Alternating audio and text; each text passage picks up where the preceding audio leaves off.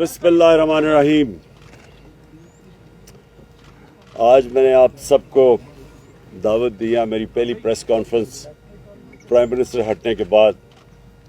تو مجھے سب سے پہلے تو خوشی یہ ہوئی کہ کل جو نیشنل سیکیورٹی کونسل کی میٹنگ ہوئی اس میں یہ واضح ہو گیا کہ جب میں یہ کہہ رہا تھا کہ ایک مراسلہ آیا ہمارے پاس جس میں ایک 22 کروڑ عوام کا الیکٹڈ پرائم منسٹر کو دھمکی دی گئی، مداخلت کی گئی، سازش کی گئی اور ہماری جمہوریت اس کے اوپر، ہماری ساورنٹی اس کے اوپر ایک بہت بڑی واردات باہر سے ہوئی. تو میں نے جب یہ کہا تو کتنے لوگوں نے، کئی صحافی تھے، ہمارے مخالف پولیٹیشنز، سب نے کہا کہ نہیں جی یہ فیک ہے، یہ ٹھیک نہیں ہے، یہ جھوٹ ہے. تو آج آپ سب یہاں آئے ہیں اور میں سب کے سامنے پھر کہنا چاہتا ہوں کہ اللہ الحق ہے، سچ کا خدا ہے، اس کا وعدہ ہے کہ تھوڑی دیر لگے گی لیکن سچ ہمیشہ لوگوں کے سامنے آتا ہے. تو نیشنل سیکیورٹی کونسل کی میٹنگ نے کنفرم کیا کہ وہ مراسلہ جینوئن تھا. وہ پاکستان کے ایمبیسڈر سے جو گفتگو کی گئی، امریکہ کے وہ جو ڈونلڈ لو تھا ان کا انڈر سیکرٹری آف اسٹیٹ، وہ حقیقت تھی. اس کے اندر جو زبان استعمال کی گئی، اس نے جو لفظ آیا ان ڈپلومیٹک، میں اس سے آگے بات کروں گا، تکبر تھا اس میں. یہ جو بائیڈن ایڈمنسٹریشن کے آفیشل نے جس تکبر کی زبان استعمال کرتے ہوئے کہا کہ جناب اگر آپ عمران خان کو پرائم منسٹرشپ سے ہٹائیں گے نہیں نو کانفیڈنس کی ووٹ کے ذریعے، اور ابھی یہ یاد رکھیں کہ نو کانفیڈنس کی ووٹ جو ٹیبل نہیں ہوئی تھی نو کانفیڈنس اسمبلی میں، اس سے پہلے یہ میٹنگ ہوئی ہے. اور اس نے دھمکی دی کہ عمران خان کو اگر آپ نہیں ہٹائیں گے تو پاکستان کے لیے آئسولیشن ہوگی، عمران خان کو آئسولیٹ کریں گے، ملک کے لیے مشکلات آئیں گی. اور اگر پھر یہ دوسری چیز کہ اگر آپ عمران خان کو ہٹا دیتے ہیں تو معاف کر دیا جائے گا.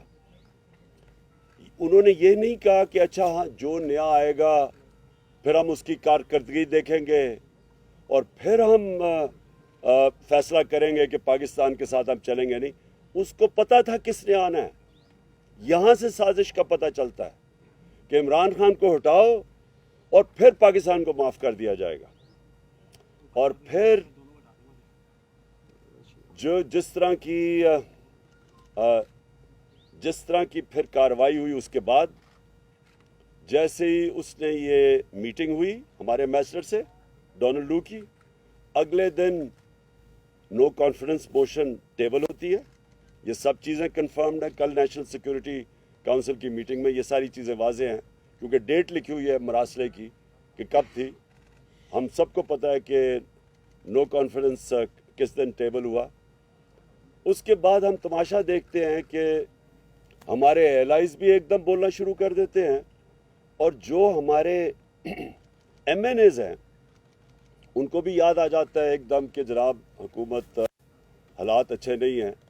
تو میں آج یہ بھی پہلے واضح کرنا چاہتا ہوں کہ پاکستان کے جو حالات تھے معاشی، جب یہ نو کانفیڈنس موشن جو ٹیبل کی گئی ہے، 11 سال میں سب سے کم پاکستان کا کرنٹ اکاؤنٹ ڈیفیسٹ تھا. یعنی جس کی وجہ سے ہم آئی ایم ایف کے پاس جاتے ہیں، میں اپنی قوم کو سمجھانا چاہتا ہوں، مسئلہ یہ ہوتا ہے کہ ڈالرز کی کمی ہو جاتی ہے پاکستان میں. جب ڈالرز کی کمی ہوتی ہے، روپے پہ پریشر پڑتا ہے، روپے گرنا شروع ہو جاتا ہے. اس لیے آئی ایم ایف سے ہم ڈالرز لینے جاتے ہیں. تو جس میں ڈالرز کے ملک میں آنا اور ملک سے جب باہر جانا ڈالرز ہے، جس پہ سب سے کم خسارہ تھا وہ اب تھا. 11 سال کے بعد سب سے کم خسارہ تھا. ایکسپورٹس ریکارڈ، تاریخ میں سب سے زیادہ ایکسپورٹس، باہر سے اوورسیز پاکستان نے ریکارڈ ریمیٹنسز سب سے زیادہ. ہماری ٹیکس کلیکشن یعنی ملک کی جو آمدنی بڑھ رہی تھی لوگوں پہ خرچ کرنے کی وہ تاریخی سب سے زیادہ. 5 ہماری فصلیں کیونکہ 60% لوگ کسان ہیں, سب سے تاریخی سب سے زیادہ پیداوار.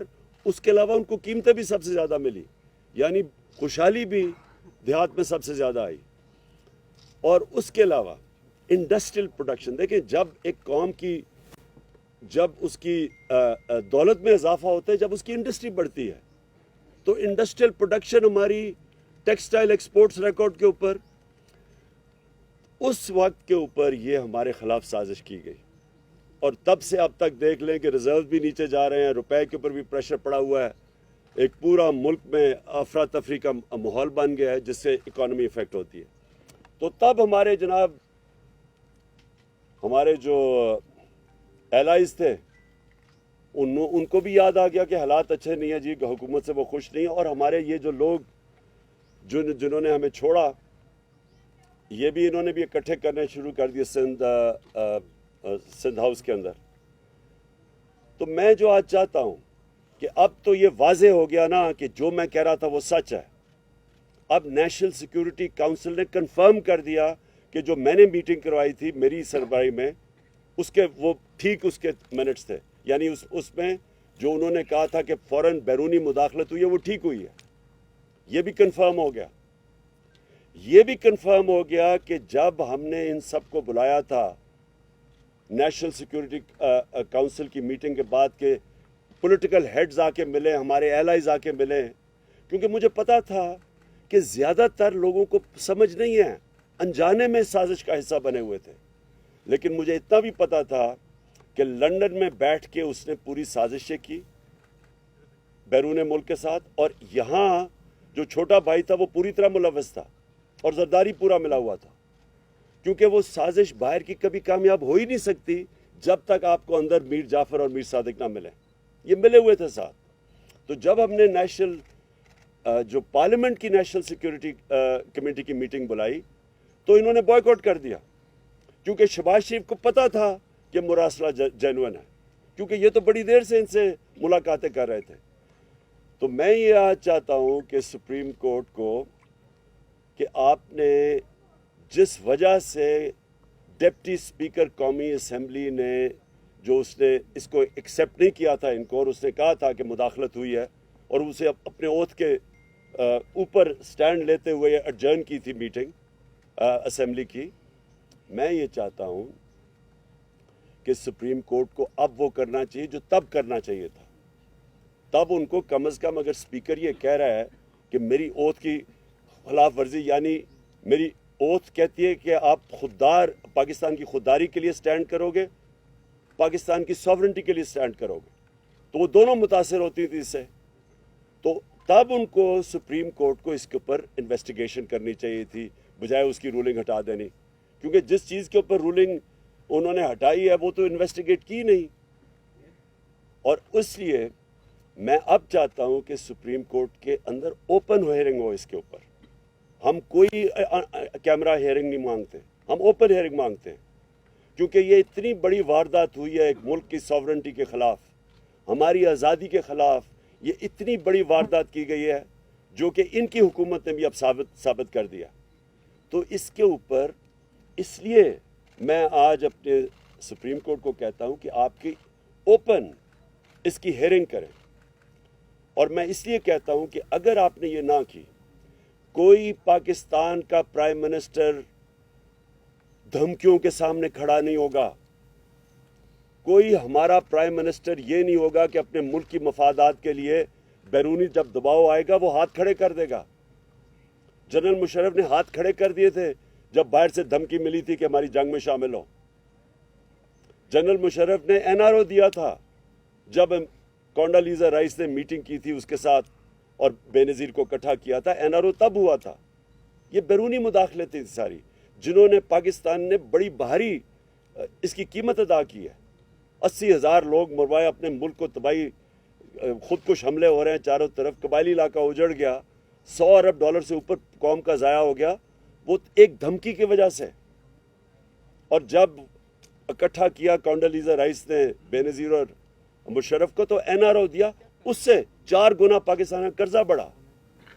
تو آج اگر اپنی ساورنٹی کے لیے ہمارے ادارے نہیں کھڑے ہوں گے، ہمارا سپریم کورٹ نہیں سٹینڈ لے گا، اس کے اوپر صحیح معنی میں انویسٹیگیشن نہیں کرے گا، تو ہمیشہ کے لیے پاکستان کے وزیر اعظم سربراہ دھمکیاں برداشت نہیں کریں گے، وہ اپنی کرسی بچانے کے لیے ہاتھ کھڑے کر دیں گے جیسے پہلے ہوتا رہا۔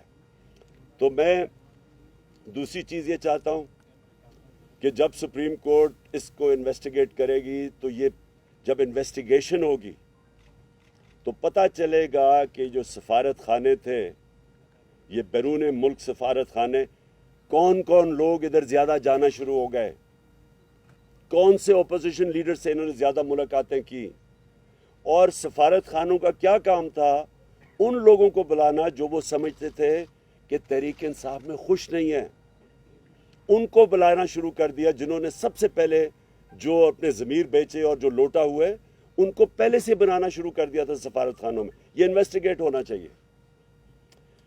کیسے پہلے سے ہی میڈیا کے اندر باتیں شروع ہو گئیں، بڑے نامور صحافیوں نے پہلے سے لکھنا شروع ہو گیا کہ عمران خان کی حکومت کے خلاف سازش شروع ہو گئی۔ وہ مجھے بھی ساری خبریں مل رہی تھیں، ہمیں بھی یہ سارا پتہ چل رہا تھا جنوری سے، جب یہ ساری گیم شروع ہوئی تھی، ہمیں یہ ساری چیزیں پتہ چل رہی تھی، کیونکہ ہمیں خبریں آ رہی تھیں کہ یہ کیسے کدھر لنڈن میں کون کون لوگوں سے ملاقاتیں کر رہا ہے جدھر سے یہ شروع ہوئی تھی گیم۔ تو میں آج اس لیے یہ کہنا چاہتا ہوں کہ ہماری جمہوریت، ہماری آزادی کے لیے آج یہ سب سے بڑا خطرہ بنا ہے، اور اگر ہمارے ادارے آج نہیں کھڑے ہوں گے اس قوم کی خودداری اور آزادی کے ساتھ، تو یہ تو غلاموں کی، کرپٹ لوگوں کی غلامی کے اندر ہمیں ہی نہیں، صرف ہمارے بچوں کا مستقبل خطرے میں۔ میں یہ دوسری چیزیں پوچھنا چاہتا ہوں آج کہ جب یہ لوگ انہوں نے اپنے ضمیر بیچے اور انہوں نے اپنے حلقوں سے غداری کی، انہوں نے ہماری جمہوریت سے غداری کی، میں یہ پوچھنا چاہتا ہوں کہ کیا یہ اتنی امپورٹنٹ چیز نہیں کہ الیکشن کمیشن اور سپریم کورٹ اس کو فوری طور پہ سنیں، ان کیسز کو ڈے ٹو ڈے بیسس پہ ان کے حل کریں؟ پنجاب اسمبلی میں جو ہوا ہے، اس سے زیادہ شرمناک چیز کیا ہو سکتی ہے؟ جس طرح وہ پولیس کو اندر بھیجے، ہماری بیچاری ایم پی وہ لائف سپورٹ مشین کے اوپر ہے، اس وقت ڈنڈے مارے گئے، جس طرح آسیہ کو، جس طرح انہوں نے کیا پنجاب اسمبلی میں، اور جس طرح کی حرکتیں کی گئی، یہ کیا کوئی جمہوریت ہے؟ اور پھر جن لوگوں نے اپنے آپ کو بیچا، کیا ہم اپنی ساری قوم کے سامنے اجازت دیں گے اس طرح کی چیز کو کہ کسی مغربی جمہوریت یا برطانیہ کی جمہوریت جدھر سے ہم نے یہ ماڈل لیا ہے، کبھی سنا ہے اس طرح کی کہ لوگ کمروں میں بند کر کے بکریوں کی طرح اور ان کو خرید رہے ہیں؟ کبھی یہاں کہیں ہوا ہے؟ تو میں حیران ہوں کہ ہمارا نہ سپریم کورٹ کے اندر یہ وہ ارجنسی ہے، نہ وہ الیکشن کمیشن کے اندر ہے۔ اور الیکشن کمیشن کا تو میں یہ واضح کر دوں آج کہ الیکشن کمشنر کو ریزائن کرنا چاہیے۔ دیکھیں، جب میچ کھیلا جاتا ہے تو امپائر کے اندر دونوں ٹیموں کو ماننا چاہیے کہ یہ امپائر ٹھیک ہے۔ جب ایک جج کیس سنتا ہے تو اگر ایک پارٹی یہ سمجھے کہ جج کے اوپر اس کو اعتماد نہیں، تو وہ ریکیوز کرتا ہے اپنے آپ کو۔ جب ایک پاکستان کی سب سے بڑی پارٹی یہ کہہ رہی ہے کہ الیکشن کمشنر ایک جانبدار قسم کا آدمی ہے، جس کے اوپر ہمیں کوئی اعتماد ہی نہیں ہے، سارے فیصلے ہی ہمارے خلاف کرتا ہے، اور جب چاہتا ہے تو کسی کے اوپر ایکشن لے لیتا ہے اور جب چاہتا ہے نہیں لیتا، کیونکہ ڈپینڈ کرتا ہے کہ وہ کون سی پارٹی میں ہے۔ تو جب اس کے اوپر ہمیں اعتماد ہی نہیں ہے تو اس کو ریزائن کر دینا چاہیے، کیونکہ یہ امپائر بن ہی نہیں سکتا۔ اسی طرح میں سپریم کورٹ کو آج کہوں گا کہ 63A اتنا امپورٹنٹ ہے، اگر یہ لوگ اب سارے بچ جائیں گے اور یہ سازش کا حصہ پیسے بھی لے لیں گے، سازش کا حصہ بھی بن جائیں گے، اور اگر کوئی ایکشن نہیں لیا جائے گا ان کے اوپر، تو آپ نے تو دروازے کھول دینے ہیں کہ ہر قسم کا آدمی پولیٹکس میں آئے گا، اپنے ضمیر الیکشن ووٹ لے کے آئے گا اور بلیک میل کرنے کے لیے اپنے آپ کو بیچے گا۔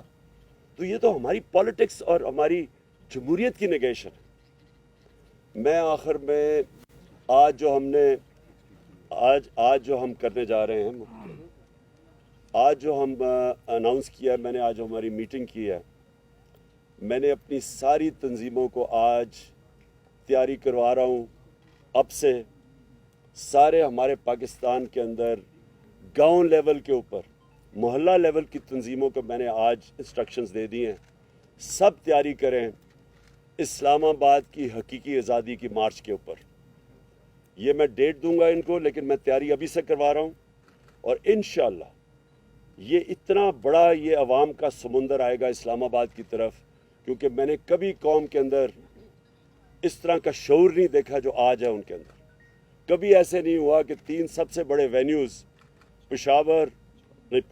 چار وینیوز، پشاور، اسلام آباد، کراچی اور لاہور، سب سے بڑے وینیوز جو یہ 11 پارٹیز اس کا چھوٹا سا حصہ بھی نہیں کوئی بھر سکتی، وہ چند دنوں کے اندر سارے وینیوز کے اندر اس طرح کے کراؤڈ آئے ہیں، کیونکہ عوام میں شعور آ گیا، لوگ بیداری آ چکی ہے، لوگ سمجھ بیٹھے ہیں کہ اس قوم کے ساتھ کس طرح مذاق ہوا ہے، اور جس طرح کے لوگوں کو انہوں نے ہمارے اوپر مسلط کیا، یہ پاکستان کی تاریخ میں کبھی بھی ایسے نہیں ہوا کہ اتنے زیادہ کرمنل لوگ، ضمانت پہ لوگ، تقریباً 60-70% تو جو کیبنٹ بنی ہے وہ ضمانت پہ لوگ ہیں، جو یہ پرائم منسٹر بھاگا پھر رہا ہے ادھر ادھر، جس طرح یہ سوائے فیتے کاٹنے کا اور اس کو پتہ ہی نہیں ہے۔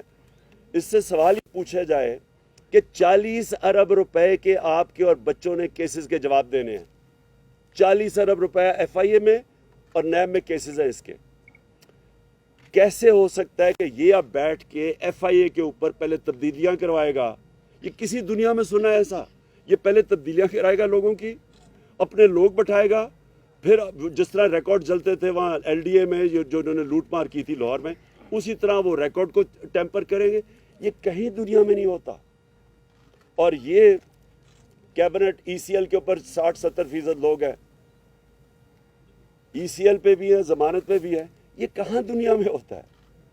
اور ویسے میں کہہ رہا ہوں کہ مجھے بھی ای سی ایل پہ ڈال دیں، کیونکہ میں ویسے ہی باہر نہیں جانا چاہتا، لیکن ان کو اتنا خوف نہیں ہوتا، اس لیے کہ پیسے باہر پڑے ہیں، جائیدادیں باہر پڑی ہیں، پاکستان کو لوٹتے ہیں، پیسہ جب اربوں روپے کا بنتا ہے تو وہ بستر کے نیچے نہیں آتا، اس لیے اس کو باہر بھیجنا پڑتا ہے، دگنا نقصان کرواتے ہیں۔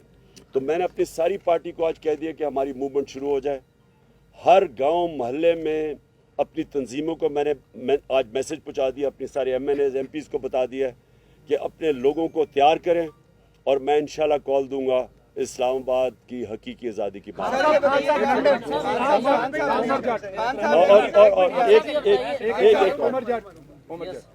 چلو پہلے یہ بتائیے گا، جن عدالتوں نے رات کو 12 بجے اس ڈر سے عدالتیں کھولی کہ آپ کوئی آئین کی خلاف ورزی کرنے جا رہے ہیں، جن عدالتوں نے 68A کی آپ کی پٹیشن جو ہے اس کو عید کے بعد ڈیفر کیا، اور حمزہ شہباز کی جو بطور وزیر اعلیٰ بننے کی پٹیشن تھی اس کو فوری طور پر نمٹایا، ان عدالتوں سے آپ دوبارہ جوڈیشل انکوائری کی درخواست کر رہے ہیں، تو کیا ان کے فیصلوں کو آپ مانیں گے؟ اچھا، میں ایک اور چیز بتا دوں کہ 27ویں رات کو انشاءاللہ ہم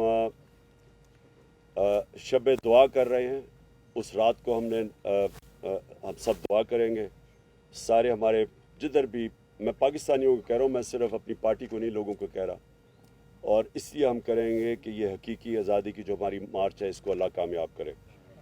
میں جو آپ کا سوال ہے، دیکھیں ہمیں اپنی عدالتوں کو اور اپنی عدلیہ کو مضبوط کرنا چاہیے، ہمیں ان کے اندر کانفیڈنس رکھنا چاہیے۔ عوام جو ہوتی ہے، عوام بھی ایک بہت بڑا پریشر ہوتا ہے امر بالمعروف کا، عوام بھی کہتی ہے سب کو کہ سیدھے اچھائی کے ساتھ کھڑے ہو، برائی کے خلاف کھڑے ہو۔ ہمیں بھی اپنی عدالتوں کو کہنا چاہیے کہ آپ کے سامنے ہے کیا 63A، یعنی کہ جن لوگوں نے اپنے آپ کو بیچا ہے اور بے شرمی سے بیکے ہیں، اور جنہوں نے اپنے حلقوں سے اور جمہوریت سے غداری کی ہے، کیا ان کے لیے عدالتوں کو فوری طور پہ ڈے ٹو ڈے ہیئرنگ کر کے ان کے کیس نہیں سننے چاہیے؟ خان صاحب یہ بتائیے گا کہ جو اقدامات آپ کے حکومت نے کیے تھے، آپ کے پاس آ رہے قادر سر یہ بتائیں کہ کانسپریسی کا لفظ تو پہلے والے اعلامیے میں بھی نہیں تھا اور نئے والے اعلامیے میں بھی نہیں ہے. بیرونی مداخلت والا تو انہوں نے پہلے والے اعلامیے بھی تسلیم کر لیا, تو پریکٹس ایسی کی گئی. اور دوسرا یہ کہ دفتر خارجہ میں پہلے یہ خط چھپانے کی کوئی اٹیمپٹ کی گئی.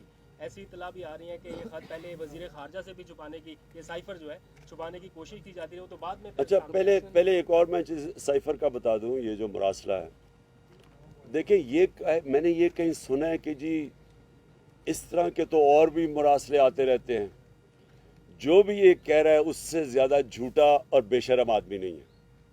کبھی اس طرح کی زبان استعمال نہیں کی جاتی ڈپلومیٹک ٹرمز میں. کبھی بھی ایک چھوڑے کہ ہم 22 کروڑ لوگ ہیں, ایک چھوٹے سے بھی کوئی 50 لاکھ کی بھی آبادی کا نیوزی لینڈ ہونا, اس کے پرائم منسٹر کو بھی اس طرح کا دھمکی کوئی نہیں دیتا. ایسے کبھی اس طرح کی دھمکیاں نہیں دی جاتی. اور جب دھمکیاں دی جاتی ہیں تو میں نے آپ کو گنا دیا کہ ایک دفعہ ذوالفقار علی بھٹو کو دھمکی ملی تھی, ایک دفعہ مشرف کو دھمکی ملی تھی جب چاروں شانے چت ہو کے اس کی جنگ میں لے گئے تھے. اور یہ جو دھمکی ملی ہے, یہ ایسی دھمکیاں نہیں ملا کرتی. اور یہ میں سمجھتا ہوں کہ ہمارے ملک کے لیے سب سے شرمناک چیز ہے کہ وہ قوم جو لا الہ الا اللہ کا نام لیتی ہے کہ ہم تو اس کے نعرے پہ آزاد ہوئے تھے, وہ اس طرح کی دھمکیوں کے سامنے جب گھٹنے ٹیک دیتی ہے اور اس کی سازش, ان کی دھمکیوں کے بعد سازش کامیاب ہو جاتی ہے, اور کوئی شک نہ اس میں کرے کہ اس سے بڑی سازش پاکستان میں ہوئی نہیں ہے جو یہ ہوئی تھی. خان صاحب لندن میں نیا پاکستان بن رہا ہے سر, 2 دن سے ملاقاتوں کا سلسلہ جاری ہے, اس پہ ذرا کمنٹ کریں سر. بس میں یہ کہہ رہا ہوں کہ دیکھیں نا, جب آپ کے اندر کوئی شرم ہی نہیں ہوتی کہ پہلے آپ 20 سال لوگوں کو کہتے ہیں کہ زرداری کہتا تھا وہ نواز شریف کرپٹ ہے, وہ کہتا تھا وہ کرپٹ ہے, پیٹ پھاڑ کے پیسے نکالنے تھے اور وہ ان کی تقریریں سننے پہلے, اور کوئی شرم ہی نہیں ہے. بس اصل میں یہ بات نہیں ہے. یہ لوگوں کو بھیڑ بکریاں سمجھتے ہیں, ان کو کوئی شرم ہی نہیں آتی کہ اتنے یعنی آپ کسی کو چوری کا کہہ کے اور اتنے بڑے اور ان کے ساتھ پھر بیٹھیں اور گورنمنٹ بھی بنا لیں, بندر بانٹ بھی کر لیں, اور پھر سوائے ان کے خاندان کے نظر ہی کسی کو نہ آئے, سارے خاندانی اوپر آ کے بیٹھ گئے ہیں. یعنی ان کے علاوہ کوئی کسی میں ان کی پارٹیز میں عقل نہیں ہے. اوپر آ کے یہ بیٹھ جاتے ہیں, ماں باپ ادھر بیٹھ گیا, بیٹا ادھر تیاریاں کیا آ رہا ہے. یعنی اور کوئی نون لیگ کو 35 سالوں میں نہیں ملا سوائے یہ باپ بیٹے کے, اور دونوں کے اندر دونوں ضمانتی, دونوں ضمانت کے اوپر ہیں, 40 ارب کے دونوں کے ملا کے کیسز ہیں, تو کوئی ان کو نہیں ملتا. اور اسی طرح دوسری طرف چلے جائیں, وہ اس کو بیٹے کو چھوڑا ہوا ہے, وہ بس وہ اردو انگریزی میں اکٹھی بولتا ہے, اس کو کوئی آج تک پتہ ہی نہیں ہے کہ میں یہ کر دوں گا, میں لات مار کے گرا دوں گا. یہ لوگوں کے ہاتھ میں اگر یہ ملک پکڑا رہے ہیں, اس سے بڑی سازش کیا ہے؟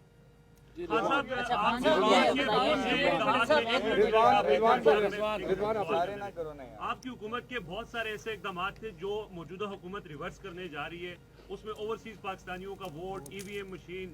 اب جب حکومت میں وہ بیٹھے ہیں, ان کے پاس پارلیمنٹ میں قانون سازی کا بھی اختیار ہے, پھر آگے یہ بھی کہا جا رہا ہے کہ شاید کچھ سیٹوں پر وہ ضمنی الیکشنز کر کے کوئی اس طرح کے بھی چیزیں کریں. تو اس ساری صورتحال میں آپ کا لائحہ عمل کیا ہوگا کہ وہ ایسے اقدامات جو آپ کی حکومت نے کیے تھے ان کو ریورس نہ کیا جائے؟ سر اس میں ضمنی لے لیں کہ الیکشن کمیشن کی جانب سے آپ کی پارٹی کو کے خلاف جو فارن فنڈنگ کیس ہے اس میں, اور بالخصوص آپ کے اوپر کوشش کریں نااہلی کے حوالے سے, کیا کہیے گا؟ Thank you sir. دیکھیں میں آخری جواب دیتا ہوں, کیونکہ میں چاہتا ہوں کہ آپ مراسلے کو سامنے رکھیں. سازش ثابت ہو گئی ہے. پہلے کہہ رہے تھے, شہباز شریف نے کہا تھا کہ جی اگر مراسلہ صحیح نکلے گا تو وہ میرے ساتھ آ جائے گا. خدا کے واسطے میرے پاس نہ آنا, تمہارے طرح کے چور کو میں اپنے ساتھ نہیں رکھ سکتا. لیکن کم معافی تو مانگو میرے سے کہ کہہ رہے تھے میں ٹھیک نہیں کہہ رہا. اب تو کلیئر ہو گیا نا کہ وہ جینوئن ہے, اور جو آقا جن کے سامنے آپ بوٹ پالش کرنے کے ماہر ہیں, اب تو ثابت ہو گیا نا کہ انہوں نے ہی بھیجا تھا. اس لیے ایک منٹ ٹھہر جائے. دیکھیں میں آپ کو دونوں چیزوں کا پہلے بتاؤں. دیکھیں EVM مشینز کا ہم نے کیوں کہا تھا. EVM مشینز کا جو اگر آپ ساری جوڈیشل کمیشن 5 ہفتے کی بیٹھی تھی سپریم کورٹ کے اندر, اوپن ہیئرنگ ہوئی تھی اس میں, اگر ان کی جتنی بھی سپریم کورٹ نے 30-40 تجویزات دی تھی, اگر آپ ان سب کو دیکھ لیں تو اس میں سے ایک نتیجہ نکلتا ہے کہ اگر آپ نے الیکشن بہتر کروانا ہے EVM مشین لے آئیں. ये जुडिशल कमीशन का निचोड़ था। सारा जो फॉर्म 15 नहीं है, 16 नहीं है, रिकॉर्ड कीपिंग नहीं है, इस सब का जवाब रिजेक्टेड वोट्स, सबका एक है कि अगर आपके पास ईवीएम मशीन्स हो, ये सारा मसला हल हो जाता है। नंबर 1, ओवरसीज पाकिस्तानीज यहाँ 31 अरब डॉलर उन्होंने भेजा पाकिस्तान, हमारी दौर में सबसे ज़्यादा पैसा भेजा है। ये पाकिस्तान का सबसे बड़ा असासा है। टोटल IMF से पैसा मिला है 6 अरब डॉलर, 31 अरब डॉलर उन्होंने भेजा है। हम उनको या पूरी साजिश के तहत हम रोक रहे हैं उनको वोट देने के लिए, जो उनका हक होना चाहिए। तो ये जब दो चीज़ें करेंगे, ईवीएम मशीन और ये, इससे क्या साबित होगा? पाकिस्तान की जमहूरियत को नुकसान। ये जो माफियाज बैठे हुए, जो सिस्टम समझ बैठे हैं कि कैसे इन्होंने सिस्टम को चेंज करके धांधली से इलेक्शन जीतना है, ये वो होगा। हम कोशिश कर रहे हैं फ्री एंड फेयर इलेक्शन की, इनकी कोशिश है कि वो पुराना तरीका, RO को पैसा खिलाओ, नीचे से स्टाफ को पैसा खिला दो, वो जनाब जाली वो वोटें डाल दो, और फिर इन्होंने वोट्स बनाई हुई हैं हर हल्के के अंदर, जाली वोट्स। ये सारा कुछ ख़त्म हो जाता है ईवीएम मशीन से, इसलिए ये उसको ख़त्म करना चाहते हैं।